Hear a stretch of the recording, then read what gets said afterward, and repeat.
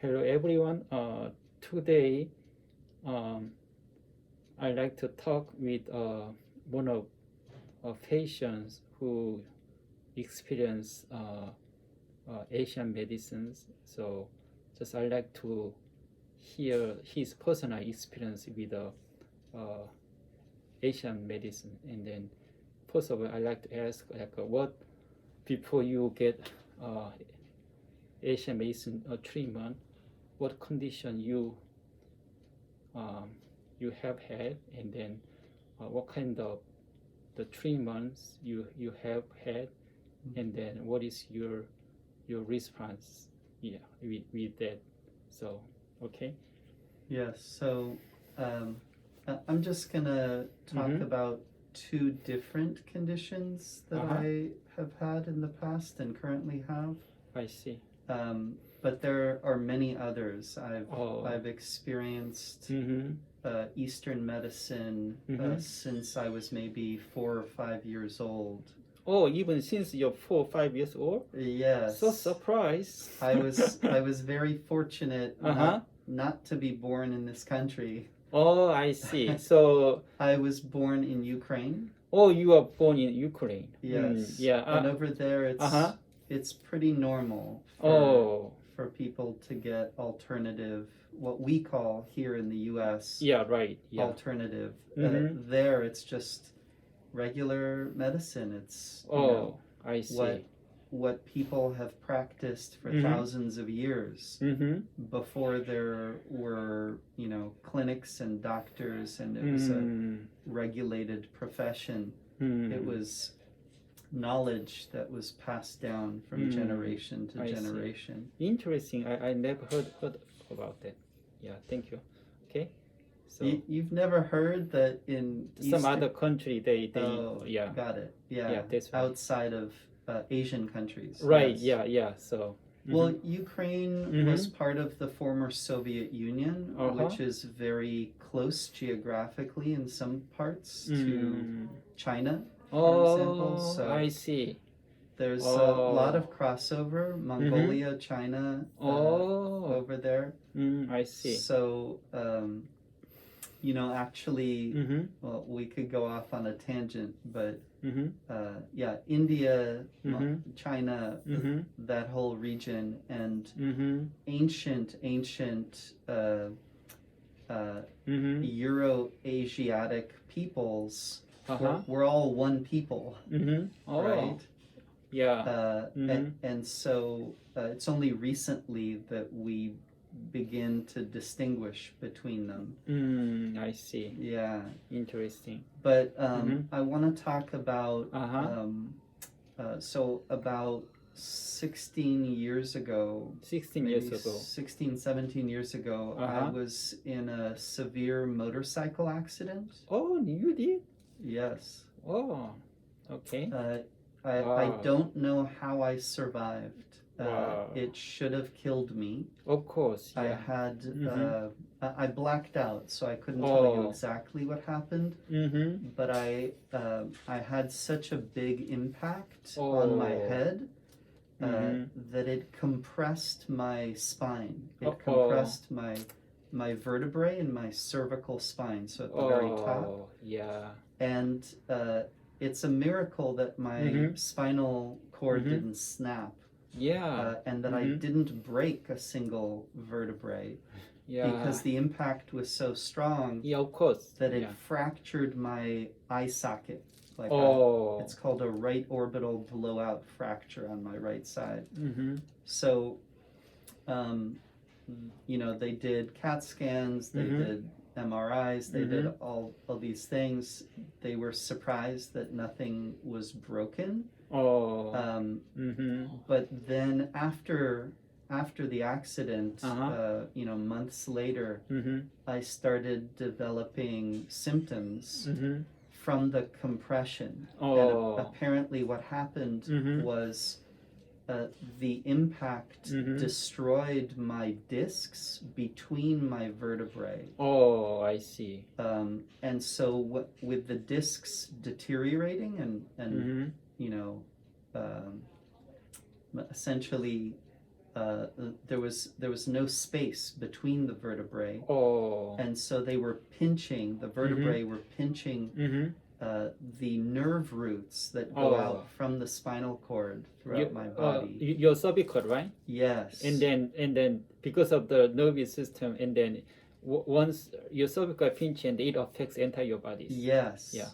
So my nerve roots were being pinched, and I was getting shooting pain, numbness, tingling, all sorts of sensations.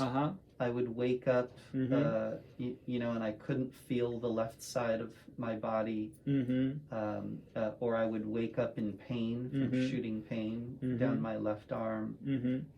Oftentimes it would be numb, and it would take a long time for me to stretch to recover.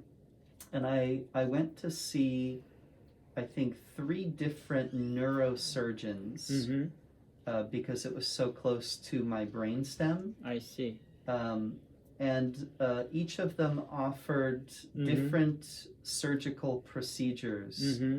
All of them included scooping out the remaining discs that were degenerating and putting in bone grafts in between my vertebrae, and a metal plate with screws. So for several different places, which would have completely eliminated my ability to move my neck in those places. Wow. So I didn't like those options.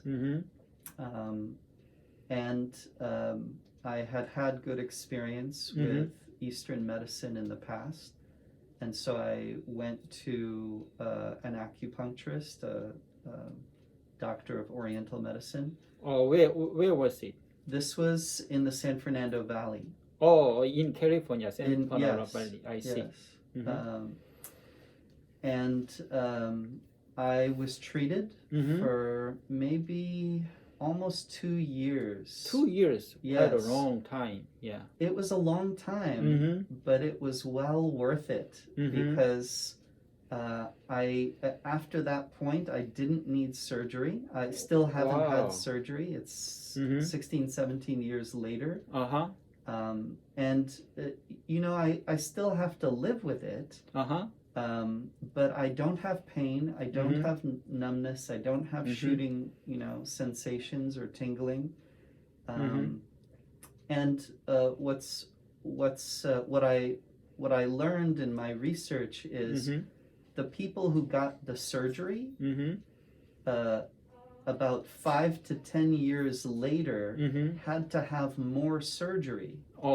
Because when you immobilize the spine, you're putting pressure on the surrounding vertebrae. Yeah, right. And eventually they deteriorate. It affects some Yes. other area too. So I have a close friend that I just talked to this morning who had surgery for a similar injury, and then 8 years later had to have more surgery. Yeah. And now she's thinking about a 3rd surgery because it hasn't solved the problem. Yeah. So Sadly. yes. So yes, it took a long time for me to recover, to heal, but I feel like my body is healthier. Okay. I feel like my neck area is stronger than it was 15 years ago. Wonderful. And then, so most recently, as you know, because I came to you for treatment a couple years ago, I have an autoimmune disorder. It's called chronic lymphocytic leukemia. It's cancer. And the only treatments that I'm offered by my oncologists is a form of chemotherapy. It's, I see. different types of chemical treatments that would kill off my cells. I see. Chemotherapy might destroy the cancer, but they may also destroy other sensitive parts of my body that I need. So those aren't good. Yeah. possibilities. Mm-hmm. So I have tried to work with both my Western oncologist, hematologist, Mm-hmm. but also with you, with my acupuncturist, Eastern medical doctor, Uh-huh. to try to stabilize my condition. And so far, it's been effective. Oh, okay. So, wow. So very interesting. First of all, I didn't know except the Asian country, some other country also they use some Asian medicines, and also that's why even when you are young you have an experience, and then kind of that helps you when later you have a you had a the accident, and then instead choosing a surgery, like usually people here that they most of people here they choose a surgery, but that kind of helps you little choose some non-surgical uh, the solutions, and then you try Asian medicine, and then fortunately although it took like a long time, and then you you could avoid a surgery. So yeah, so very interesting.